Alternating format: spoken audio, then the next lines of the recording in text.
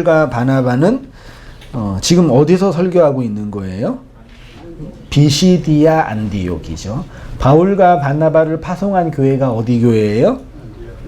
안디옥 교회죠. 안디옥 교회에서 파송받아가지고 어디로 갔어요? 비시디아 안디옥으로 갔어요. 이거 지명을 잘 모르면 헷갈릴 수 있는데, 그러니까 예루살렘 위에 있는 지역이 수리아 안디옥이라 그러고요. 흔히 두 개 안디옥. 그 다음에 바울이 1차 전도 여행으로 구브로 섬에 갔다가 배 타고 버가모라는 지역으로 올라가 내륙으로 들어가면 그 위가 어디예요? 비시디아 안디옥이에요. 지리 성경 뒤에 보면은 지도 나와 있으니까 확인해 보시면서 거기에서 이제 설교 사역을 하는 과정이 소위 말해서 1차 전도 여행이라고 하는 거예요. 거기에서 바울은 엘루마라는 그 구브로 섬에서 무당을 장님되게 하였고, 거기에서 배 타고 이제 비시디아 안디옥으로 올라가서 소위 말해서 이제 설교 사역, 전도 사역을 하게 되는데, 놀랍게도 바울의 전도 사역은 대부분 설교 사역이었어요. 이상하지 않나요? 복음을 전하는 거는 누구한테 전하는 거예요? 복음을 모르는 사람한테, 소위 말해 이방인들 혹은 이교도들한테 전하는 건데, 그대들에게 복음을 전하기 위해서는 설교하면 돼요, 안 돼요? 안 되죠. 그러니까 우리는 흔히 복음을 전하는 거랑 설교하는 것을 어떻게 이해해요? 구분을 하죠. 복음을 전하는 거는 불신자에게 예수님의 복음을 전하는 거고, 설교는 이미 믿은 자에게 윤리적이고 도덕적인 가르침을 전하는 것을 흔히 말해 설교라고 하는데, 바울의 사역에 있어서는 설교와 복음 전도가 뭐예요?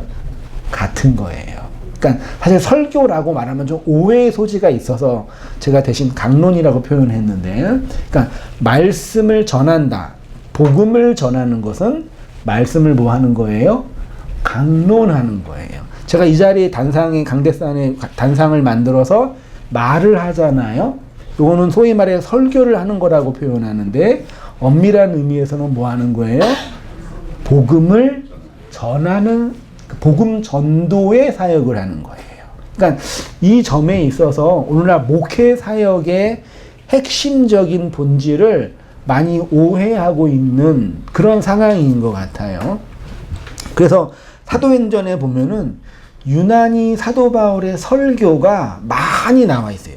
내용도 되게 많이 있고, 신구약적인 배경 속에서 신약적인 해석, 신학적인 해석의 내용이 많이 있고, 오늘 내용도 그 내용 중에 하나이거든요.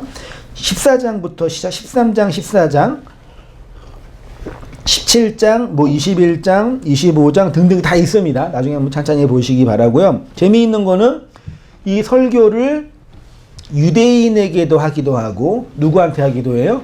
이방인에게도 하기도 하고, 회당에서 하기도 하고, 빌립 집사 집에서 하기도 하고, 혹은 재판장에서 하기도 하고, 여러 지역에서, 여러 공간에서 말씀을 근거로 설교 사역을 한다라고 볼 수 있는 거죠.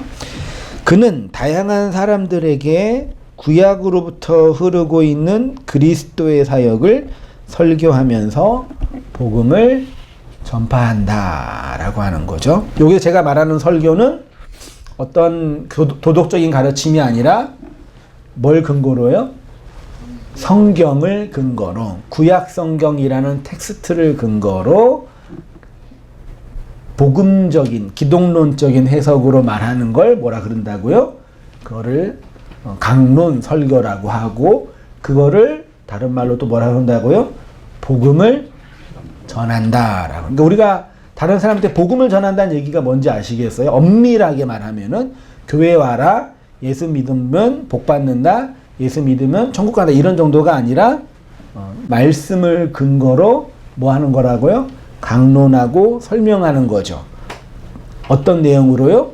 예수의 죽으심과 부활과 성령의 강림에 관한 이야기를 말하는 게 소위 말해 뭐라고요? 그게 복음 전도다. 오늘날 한국 교회에서 보편적으로 이해되고 있는 복음 전도는 소위 말해서 전파 복음이라고 하는 거죠.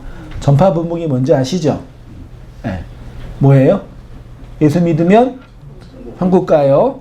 예수 믿으면 행복해요.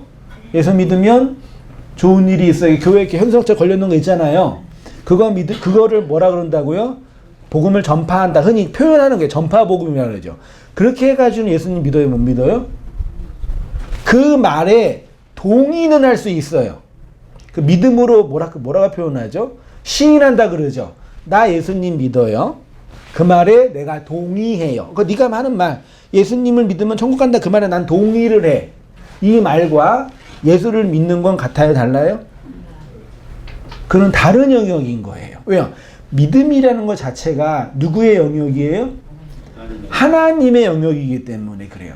네가 말하는 그 텍스트, 그 말은 내가 동의를 하는데 이건 믿음이 아니란 말이에요. 그러니까 그거는 내가 이제 한번 교회라는 곳에 기독교라는 이 전통 집단에 한번 관심을 가져보겠다라는 인간적인 표현이고, 실제로 구원을 얻고 믿는다는 얘기는 하나님의 말씀으로 말미암아 누가 역사하시는 거예요? 성령이 역사해서 믿음을 주어지는 거죠. 믿음으로. 그래서 이 사건이 소위 말해 사형리를 전하거나 말씀을 전할 때도 일어날 수 있어요? 없어요? 일어날 수도 있어요. 예수의 죽음과 부활의 사건을 성령이 우리에게 인쳐주실 때 그게 가능하기 때문이에요. 그렇지만 보편적으로 한국교회에서 말하고 있는 전파복음과 복음 전도는 다른 영역이다라고 이해하면 되겠습니다. 다 알고 계시겠죠? 쉽게 말해서 복음을 전한다는 것과 목사가 설교한다는 것을 같은 것으로 이해하지 않는 거죠. 설교는 이미 예수님을 믿는 교인들에게 하는 것이고, 복음 전도는 소위 말해 불신자들에게 하는 것이라고 생각하는 것, 그 지점이 좀 교종에 문제가 있다라고 말씀드리는 거예요. 근본적으로 오실 예수 그리스도와 오신 예수 그리스도에 관한 가르침과 선포가 바울 복음 전도, 바울 설교 사역의 핵심이었다라고 말합니다. 아무튼 사도 바울은 설교 사역을 비시디아 안디옥에 있는 어디에서요? 회당에서 하고 있습니다. 그의 설교는 출애굽부터 시작하여 그리스도의 부활에 대한 설명으로 시간적으로는 1500년, 장소적으로는 출애굽, 가나안, 왕정시대, 사사시대, 예수님의 생애까지 그걸 다 아우르면서 말씀을 전하고 있죠. 15절부터 보세요. 한번 같이 읽어보겠습니다. 시작. 율법과 선지자의 글을 읽은 후에 회당장들이 사람을 보내어 물어 이르되, 형제들아, 만일 백성을 권할 말이 있거든 말하라 하니, 바울이 일어나 손짓하며 말하되, 이스라엘 사람들아, 지금 바울이 어디 들어갔어요? 회당은 누가 모여 있는 거예요? 유대인들이 구약적 배경으로 모여 있는 거예요. 회당에서는 오늘날 이렇게 모여 있는 게 아니라 한 3, 4, 5 모여서 모임을 하는데 성경을 이렇게 읽었나 봐요. 회당장이요. 읽고 나면은 이 성경 읽은 것에 대해서 말할 분 계세요? 라고 이렇게 물어보는 거예요. 그때 다 이렇게 랍비들이고 성경에 대해 해박한 사람들이니까 나는 이 말씀에 대해서 이렇게 생각해요 라고 말하는 분위기가 그 회당 모임에 있었나 봐요. 대단한 모임 아닌가요? 오늘날로 말하면 이게 일방적으로 하는 성경 설교가 아니라 3, 4, 5 몇 명이서 모여서 이렇게 말씀 가지고 나누고 토론하는 뭐 그런 정도의 모임이 있었나 봐요. 그때 이제 회당장이 구약에 있는 토라의 말씀을 읽고 나서, 자, 이 말씀에 대해서 혹시 각주를 다실 분, 혹시 하실 말씀 있으면 손 들어주세요. 그러니까 누가 손 들어요? 바울이 이때다 그래가지고 손을 뻗쩍 들고 나요. 그러고 이제 그때부터 뭐 하는 거예요? 그 강론을 하는 거예요. 근데 여러분 바울의 이 나중에 뒤에 보면은 바울의 이 강론이 성경이 우리가 기록되어 있어서 그냥 자연스럽게 받아들이는데 이스라엘의 역사와 이스라엘의 역사를 한마디로 말하면 무슨 역사예요? 반역의 역사예요. 누굴 반역한 거예요? 하나님을 반역한 거고 그 반역의 정점에 누가 있어요? 예수를 죽인 그 사건이 있는 거예요. 요거를 누구한테 얘기하는 거예요? 유대인에게 하는 거예요. 이거는 교회에 와가지고 통일교 얘기하는 건 똑같은 거예요. 그런 문화적 충격이란 말이에요. 그러니까 유대인들이 바울을 죽이려고 했던 거를 인간적으로 이해할 수 있는 거예요. 바울이 생고생했다 이 정도가 아니라 그때 그 그 상황 속에서는 바울이 이렇게 너네들은 하나님의 선택된 백성인데 우리들은 선택된 백성인데 우리의 역사는 하나님을 반역한 역사야. 예수님을 우리가 죽인 거거든. 근데 그거는 하나님이 보낸 선지자가 아니라 하나님의 아들을 죽인 반역의 극악무도한 반역이야. 그래서 우리는 심판받아 죽어야 돼 라고 말하는 거예요. 이런 얘기를 유대인들이 들었으니까 어떻게 되는 거예요? 눈 돌아가서 그냥 바울을 그냥 그래서 나중에 이제 40명이 모여가지고 내가 바울을 죽이기 전까지는 나는 밥을 안 먹겠다. 그런 사람이 40명이 모여 있었다니까요. 맨날 그래서 살해 위협을 당하며 살았다는 거예요. 이런 문화적 환경 속에서 바울이 복음을 회당에서 전한 거죠. 근데 재미있게도 이렇게 말을 하고 나서 어떤 일이 벌어져요? 그때 결론으로 나오는데 유대인들은 바울의 말을 믿어요, 안 믿어요? 분위기상 안 믿고 누가 믿어요? 이방인들이 믿게 되는 그 내용이 나타나는 거예요. 이 얘기는 다른 말로 말하면 혈통적인 유대인들의 예수님을 믿었다는 얘기가 아니라 혈통적으로 내가 하나님 밖에 있었다라는 걸 인식하는 사람들이 주님께로 돌아왔다라는 것을 암묵적으로 말하는 거예요. 바울도 그래서 나중에 로마서에서는 표면적 유대인이 아니라 뭐예요?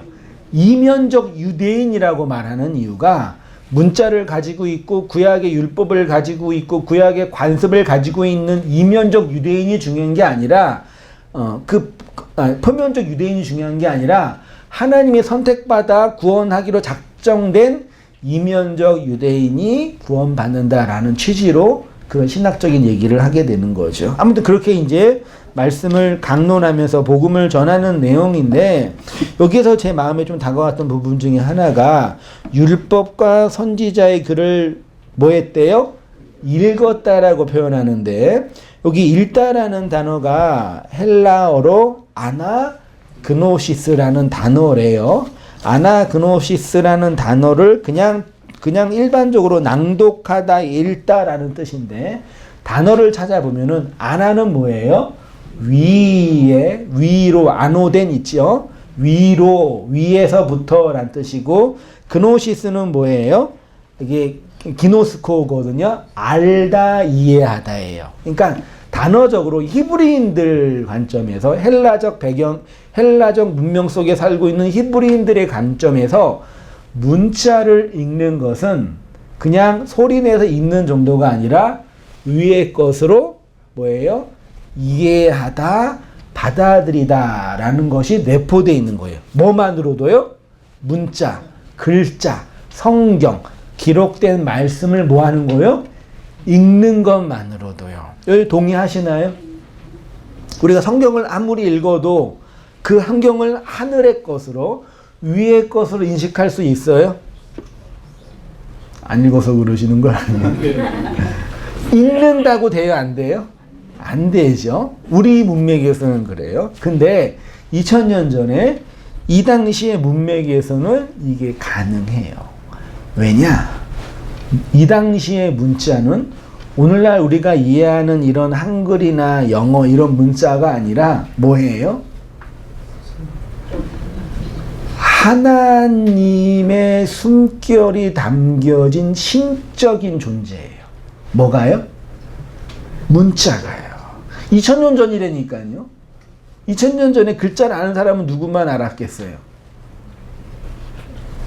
많아봐야 귀족 이상은 돼야지 문자를 알았을 거 아니에요. 일반 시민들이나 노예들이나 상인들은 문자를 얼마나 알았겠어. 그리고 실제로 글을 접하거나 글을 읽을 시간이 있었겠어요? 없었겠어요? 2000년 전 우리나라 언제예요? 고조선 아닌가요? 그쯤 되죠? 맞죠? 고구려 전이에요. 그때라니까요. 그러니까 문자 자체가 귀하기도 하고 이거 자체가 신적인 매개물이란 얘기예요. 문자 자체가요. 그래서 이런 게 남아 있었다라고 보는 거죠.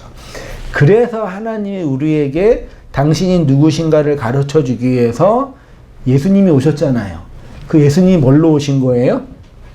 오늘 문맥으로 본다면 문자로 오신 거예요. 소리로 오신 거예요. 그러니까 예수님을 읽는 거죠. 어디 것으로요?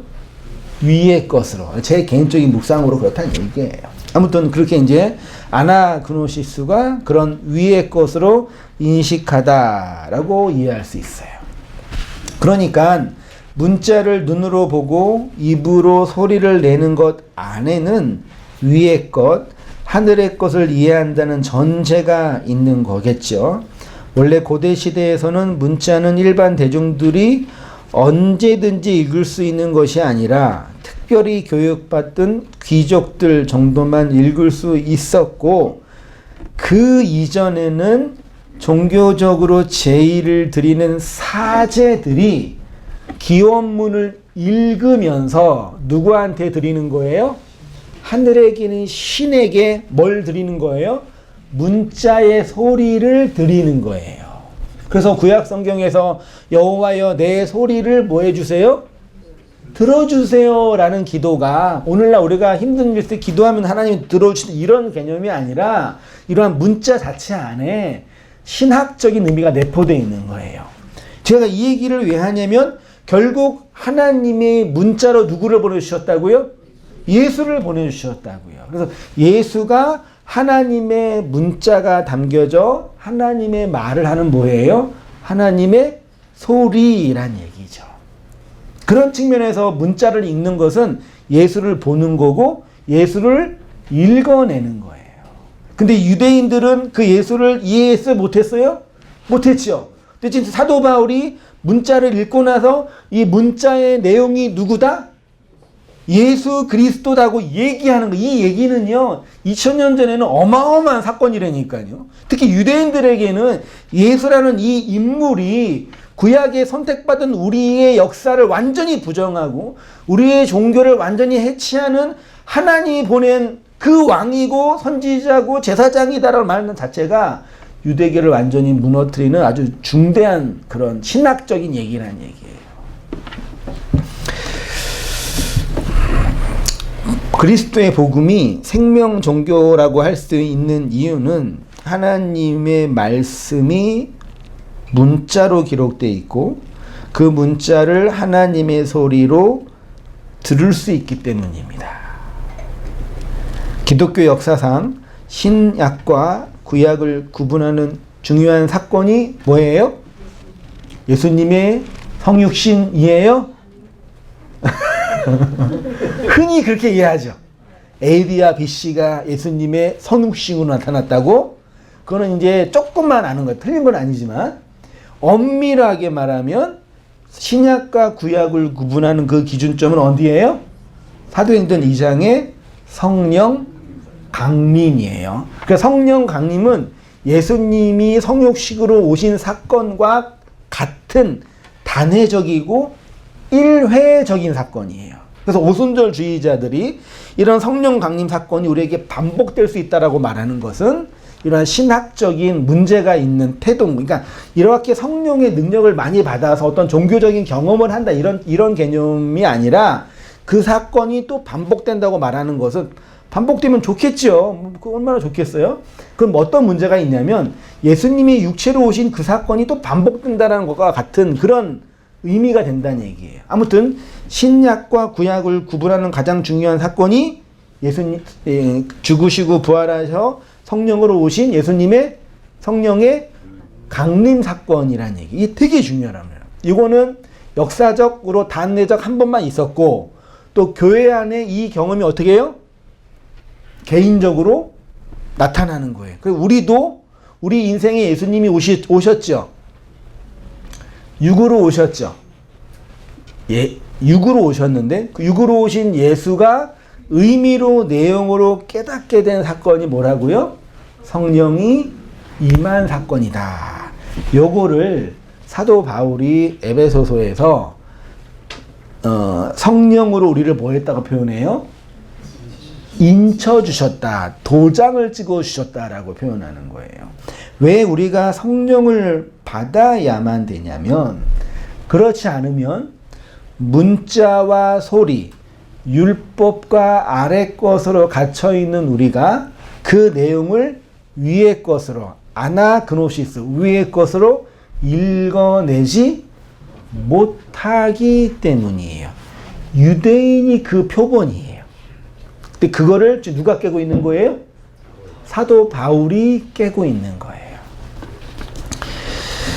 성령 강림 사건이 이렇게 신약과 언약적으로 구분하는 중요한 사건인데 왜 이게 중요하냐면 소리와 문자의 저주로부터 우리를 구원시켜준 사건이기 때문입니다.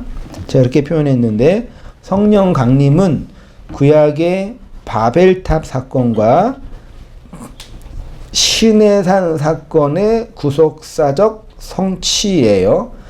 바벨탑 사건이 좋은 거예요? 시내산 사건이 좋은 거예요? 뭐가 더 나쁜 거예요? 바벨탑 사건은 뭔지 아시잖아요?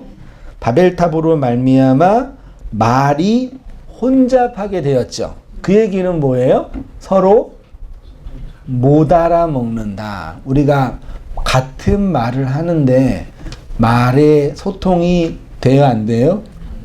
그냥 외국인이랑 말하는 것처럼 같이 한국말을 하는데 말이 통해요, 안 통해요?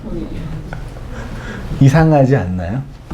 그러니까 단순히 언어적 통일성이 아니라 뭐 그 사람의 문화적인 배경, 그 사람의 뭐 성향 다 있는데 아무튼 인간은 선악과 먹은 인간은 말을 가지고 있지만 그 말을 다른 사람과 소통하면서 나눌 수 있는 존재가 이 세상에 있어요, 없어요?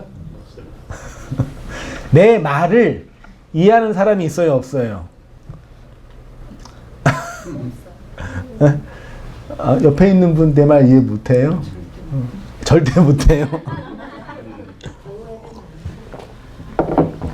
이게 좀 생각을 많이 해봐야 돼, 진짜요.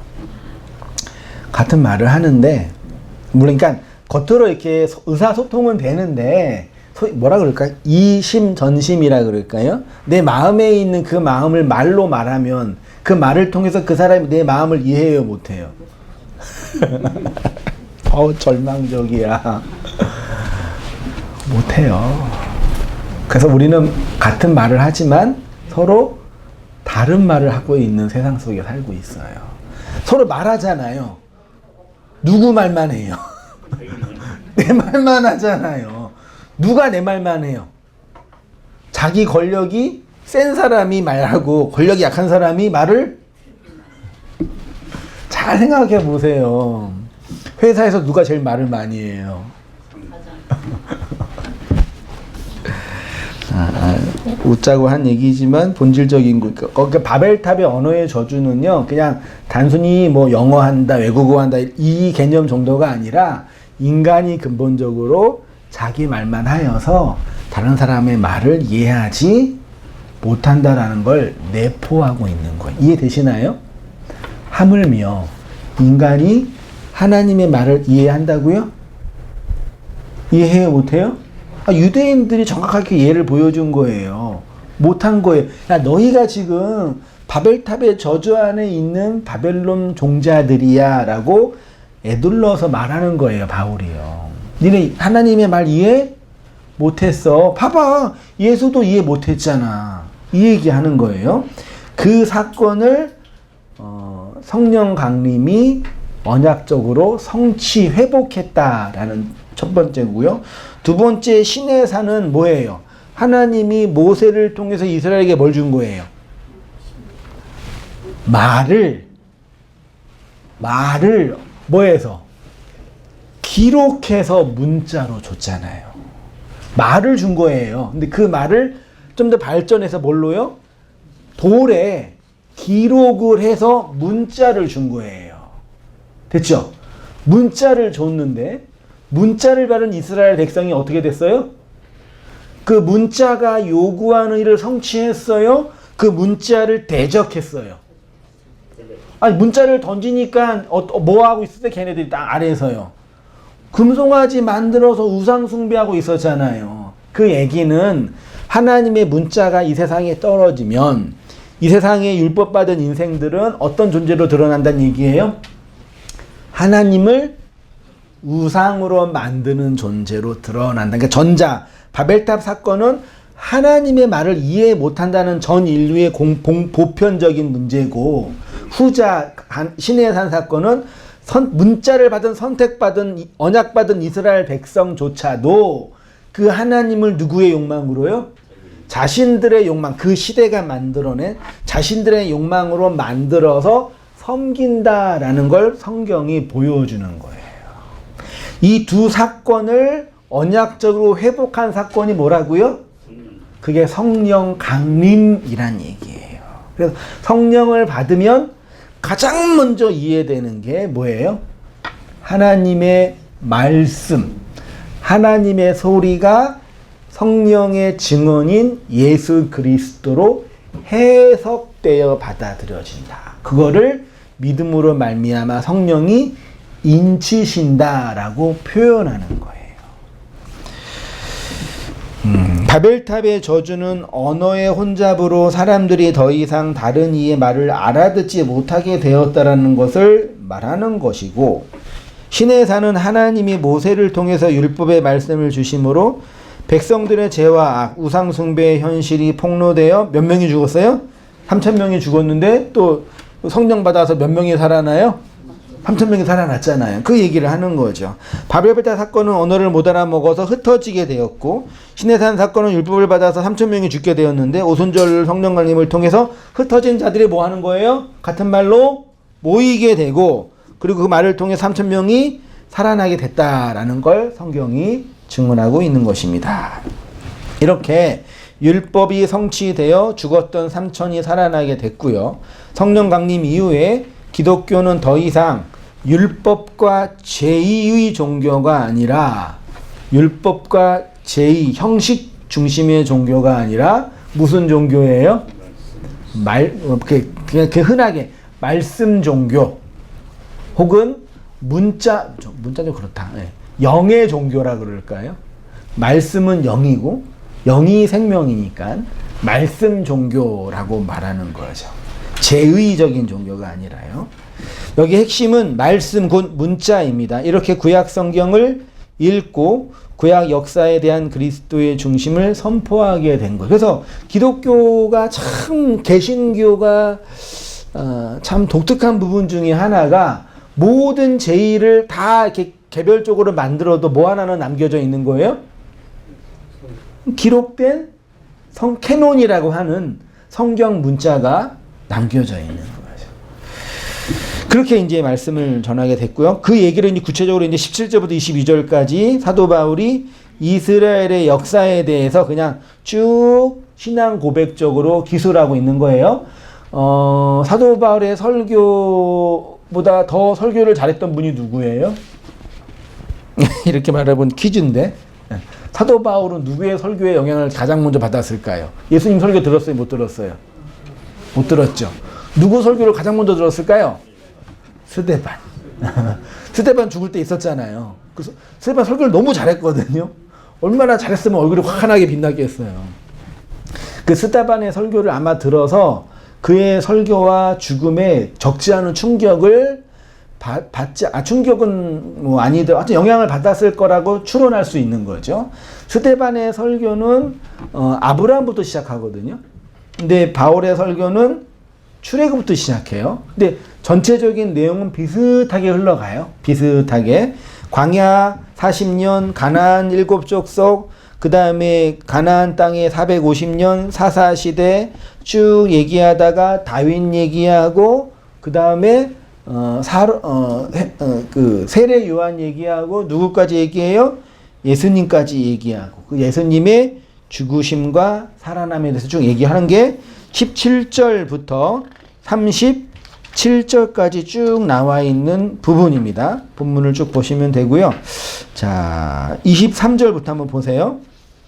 제가 한번 천천히 읽어보면 들어보세요. 그냥. 하나님이 약속하신 대로 이 사람의 후손에서 이스라엘을 위하여 구주를 세우셨으니 곧 예수라.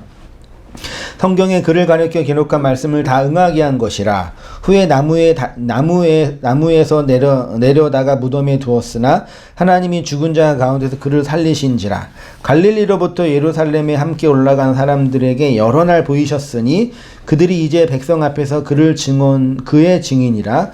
우리도 조상들에게 주신 약속을 너에게 전파하노니 곧 하나님이 예수를 일으키사 우리 자녀들에게 이 약속을 이루게 하셨다 함이라. 시편 둘째 편에 기록한 바와 같이 너는 내 아들이라 오늘 너를 낳았다 하셨고, 또 하나님께서 죽은 자 가운데서 그를 일으키사 다시 썩음을 당하지 않게 하실 것을 가르쳐 이르시되, 쭉 나오죠. 바울이 지금 뭘 근거로 얘기하여? 유대인들이 갖고 있는 시편에 있는 이야기에 누굴 얘기하는 거예요? 너희가 죽인 예수를 얘기하는 거죠. 신학적으로 큰 영향을 나타난 거죠. 그렇게 얘기하고 이 예수에 대한 결론을 38절부터 41절에 이렇게 기소를 합니다. 같이 한번 읽어보겠습니다. 시작. 그러므로 형제들아 너희가 알 것은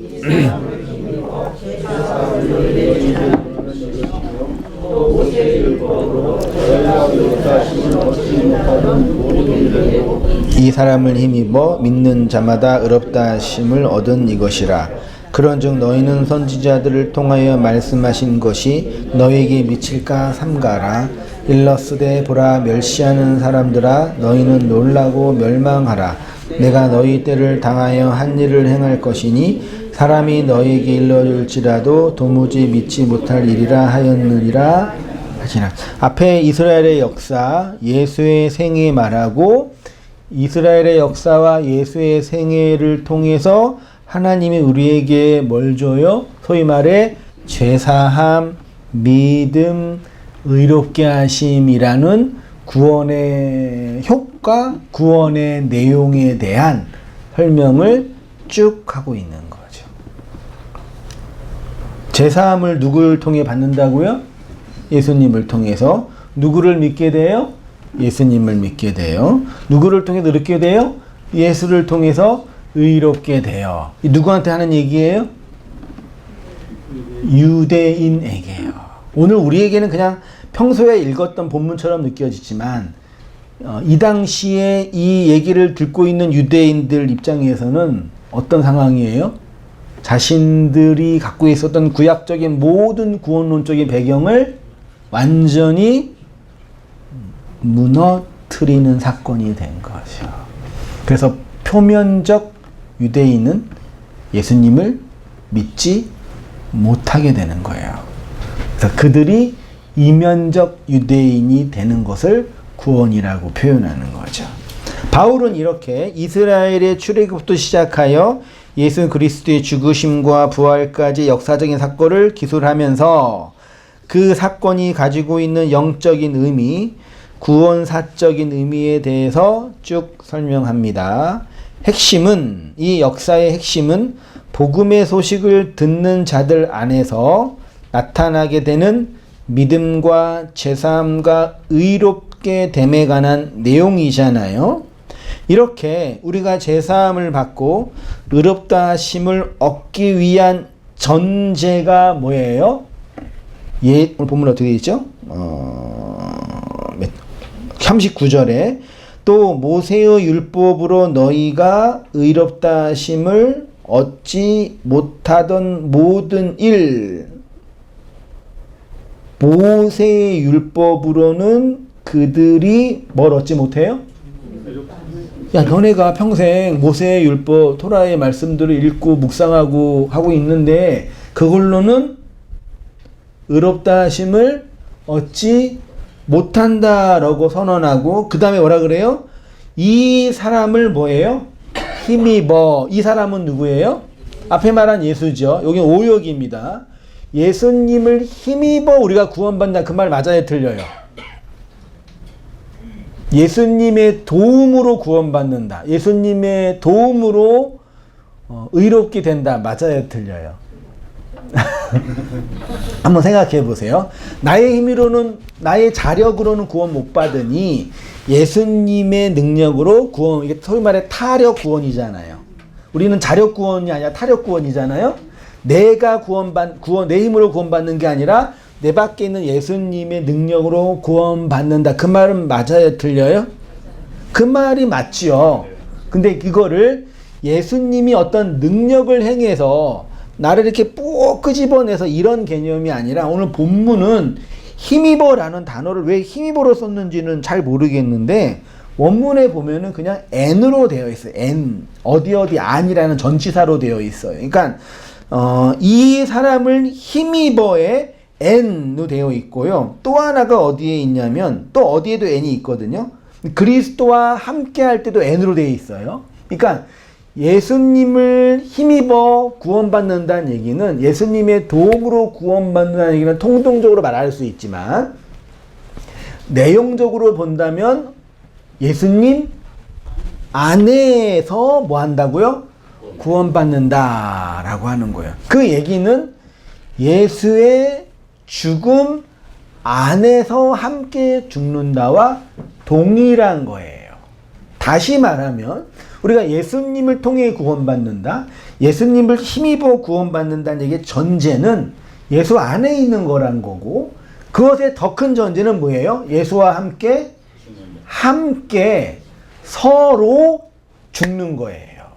사도 요한이 서신서에서 마지막 서신서에서 교회들을 향해서 너희들은 서로 뭐하라 그래요? 너희들은 서로 사랑하라 그러죠. 여러분 서로 사랑하기 위해서 전제가 뭐예요? 서로 죽어야 돼요. 함께 죽어야지 함께 사랑으로 꼽히는 거다고 표현하죠. 그러니까 서로 죽는다는 얘기는 네 문자와 네 말과 네가 하는 그 말과 내가 하는 그 말에 서로 하나가 된다라는 얘기죠. 아까 제가 농담조로 말했는데 내 말을 내 소리를 이해하는 사람이 세상에 한 사람이라도 있어요? 없어요? 없어요. 없어요. 그치만 있어요. 뭐 하는 사람이요? 나와 함께 나 안에서 죽은 너는 내 말을 말 멋있는데요. 그런 사람 나 안에서 죽은 너는 내 말을 이해한다. 네 안에서 죽은 나는 네 말을 이해한다. 그래서 서로 각자의 다른 역사 속에서 살다가 사랑해서 결혼한 부부가 그 인생을 통해서 함께 죽어가면 언젠가는 한 번쯤은 서로의 말을 이해할 수 있는 경지에 도달하지요. 포기했어요? 우리 역사 속에서 경험할 수 있는 거는 그런 가능성이 있는 거죠. 그래서 나중에 부부가 함께 서로 사랑하고 서로 잘 살아가면 서로 어떻게 돼요? 닮아가잖아요. 그 안 닮아가면 이상한 사람 되는 거예요. 서로 아무튼 본질적인 얘기는 아니지만, 그러니까 서로 안에서 함께 죽을 때 말이 나한테 온다. 제가 그 말을 하고 싶어요. 그래서 예수님이 내가 너에게 준 이 말이 영이고 너희의 생명이다. 내가 줬잖아 너한테 이 말을. 근데 이 말은 너 안에서 내가 죽는 거야 라고 표현하는 거죠. 그걸 n이라는 전치사로 이제 사도 바울이 표현하는 거. 이게 이제 사도 바울의 초창기 설교 사역이잖아요. 나중에 이제 3차 전도 여행 가서는 어디서 설교 사역해요? 에베소서에서 1년 반 이상 두란노 손을 세워가지고 계속 말씀 사역을 하잖아요. 그래서 이제 그 사역 속에서 부흥한 교회를 향해서 서신을 보낸 서신서가 에베소서거든요. 그 에베소서에는 그럼 바울의 그 기독론적인 구원론적인 진술이 아주 풍성하게 나와 있거든요. 좀 다르죠, 깊이가. 에베소 1장 13절 보세요. 몇 개만 제가 뽑았는데, 그 안에서 너희도, 그 안에서, 여기도 그 안으로 되어 있네요. 이제 N으로 되어 있네요. 표현이. 너희도 진리의 말씀, 곧 너희의 구원의 복음을 듣고, 그 다음 믿어 성령으로 인치심을 받았다. 흔히 기독교 역사에서, 기독교 교리에서 성부 하나님은 우리의 구원을 뭐 하시는 분이에요? 계획하셨죠. 그걸 작정이라고도 표현하고 예정이라고도 표현해요.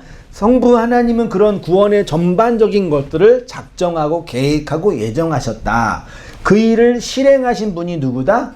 순종하신 분이 육체로 오신 예수님이다. 예수가 그 하나님의 구원을 위해서 십자가에서 죽고 영으로 부활하여 그 예수의 사건을 우리의 개별적인 교회에게 적용시키신 분, 실현시키신 분이 누구다?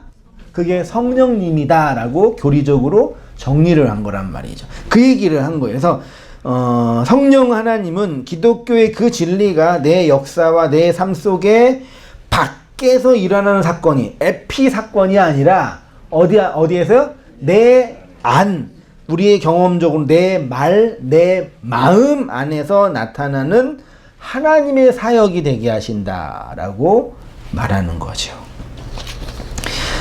바울이 앞에서 뭐라고 표현했냐면은 모세의 율법으로는 의롭다 하심을 얻지 못한 너희가 예수 그리스도의 죽으심과 부활 안에서 제사함을 받아 의롭게 되었다라고 선언했습니다. 우리가 의롭게 된다는 것은 제사함을 받았다는 얘기고, 제사함을 받았다는 얘기는 믿었기 때문이고, 믿을 수 있었던 것은 소리가 들렸기 때문이고, 소리가 들을 수 있었던 것은 성령이 인쳐 주셨기 때문이며, 그렇게 인쳐 주셨기 때문에 우리가 제사함을 통해서 뭘 받아요? 속량을 받았다라고 말할 수 있는. 그래서 뒷페이지에 에베소 1장 7절에 우리는 그리스도 안에서 그의 은혜의 풍성을 따라 그의 피로 말미암아 뭐예요? 속량, 곧 제사함이 뭐라고요? 속량이에요. 속량이 뭐라고요? 제사함이에요. 여기 제사함을 단어적으로는 사함이라는 단어가 용서하다거든요. 아피엠이라는 단어예요. 그러니까 하나님이 나의 모든 죄를 용서했다. 흔히 표현하는 단어죠. 죄를 용서하면 죄가 없어져요?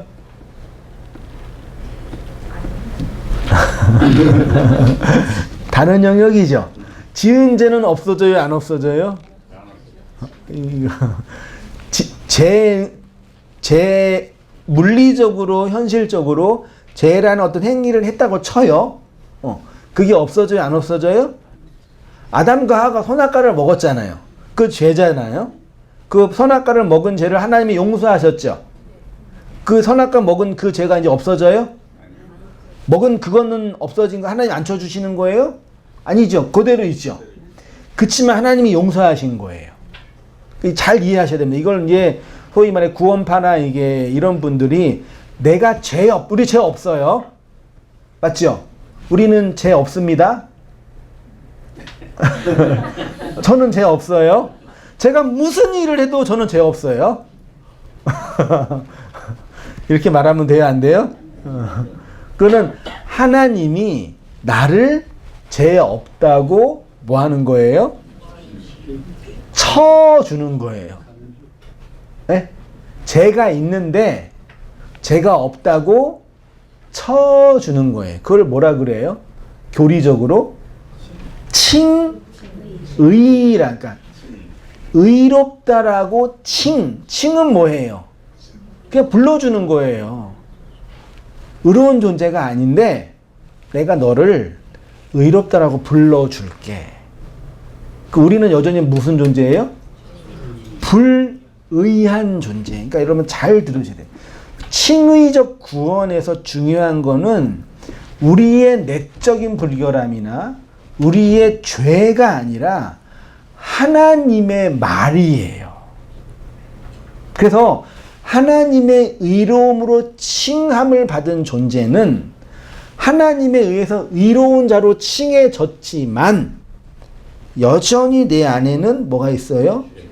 불의를 내가 본다고요. 그래서 엄밀한 의미에서 나는 의로운 자라는 얘기는 내가 어떤 의로움에 도달했기 때문에 의로운 자가 아니라 하나님이 의롭다라고 불러주셨음을 알기 때문에 의로운 자예요. 그 알만에는 뭐가 있는 거야? 내 안에 불의를 항상 보는 자예요. 요거를 많은 교리에서 오해하는 거죠. 우리가 구원받으면 완전한 자가 된다. 죄 없는 자가 된다. 그래서 우리가 예수님 믿고 성령을 받고 별짓을 다 해도 우리의 내면은 변해요, 안 변해요?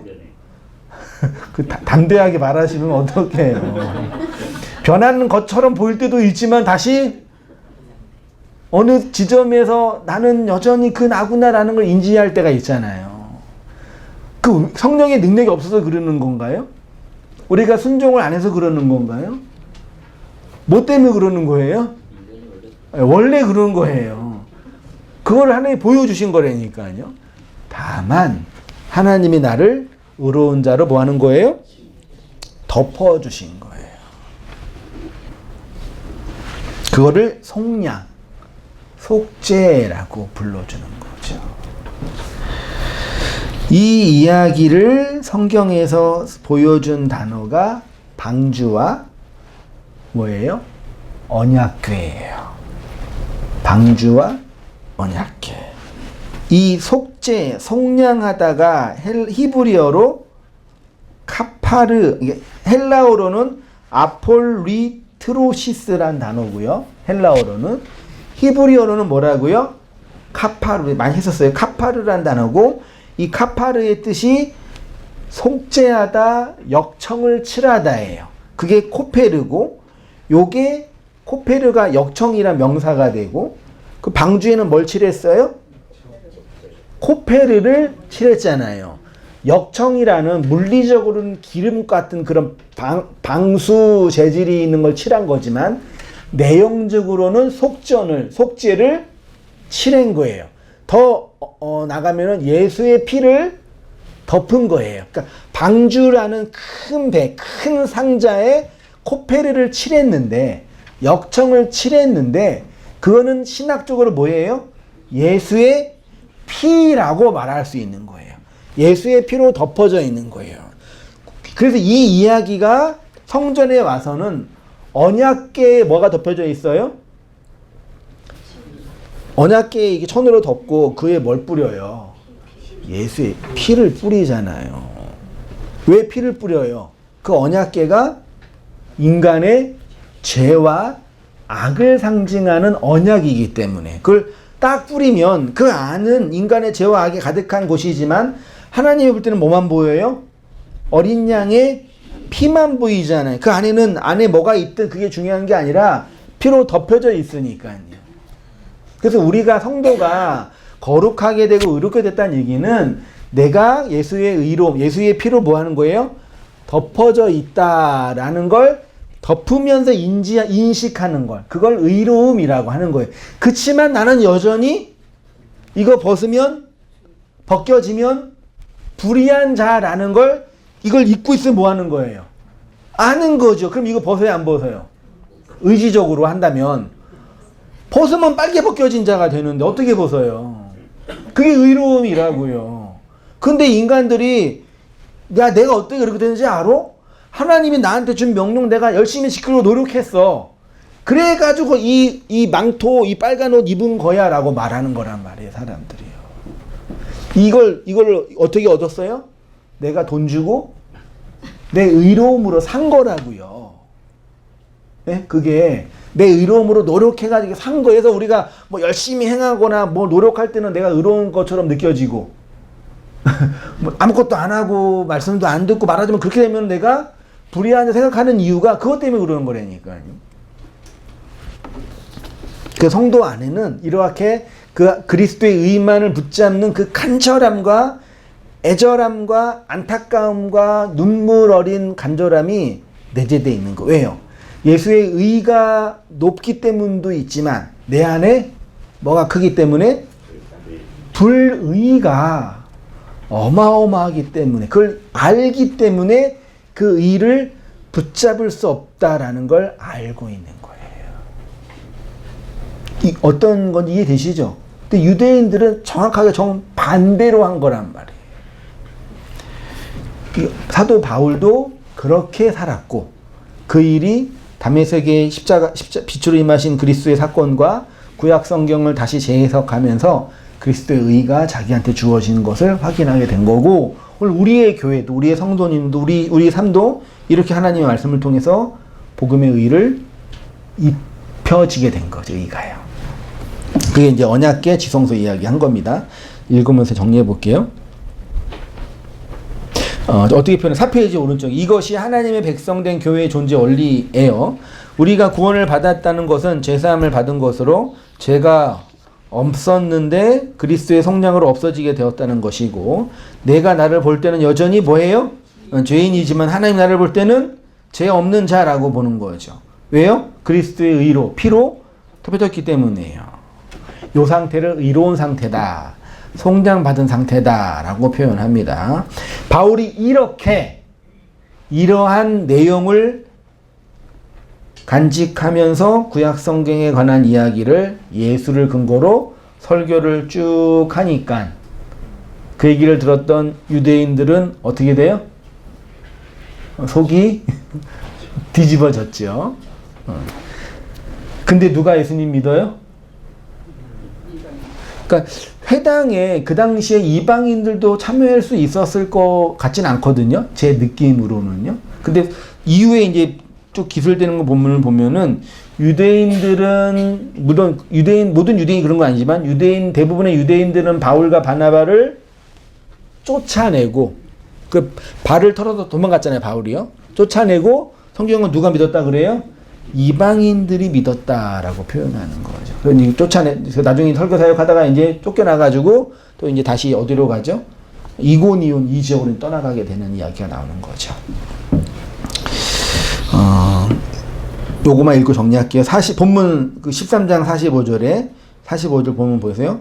유대인들이 그 무리를 보고 시기가 가득하여 바울이 말한 것을 반박하고 비방하거늘 바울과 바나바가 담대히 말하여 이르되 하나님의 말씀을 마땅히 먼저 너희에게 전한 것이로되 너희가 그것을 버리고 영생 얻기에 합당하지 않는 자로 자처하기를 우리가 이방인에게로 향하노라. 47절 주께서 이같이 우리에게 명하시되 내가 너를 이방의 빛으로 삼아 너로 땅끝까지 구원하게 하리라 하셨느니라 하니 48절 이방인들이 듣고 기뻐하여 하나님의 말씀을 찬송하며 영생을 주시기로 작정된 자는 다 믿더라. 주의 말씀이 그 지방에 두루 퍼지니라.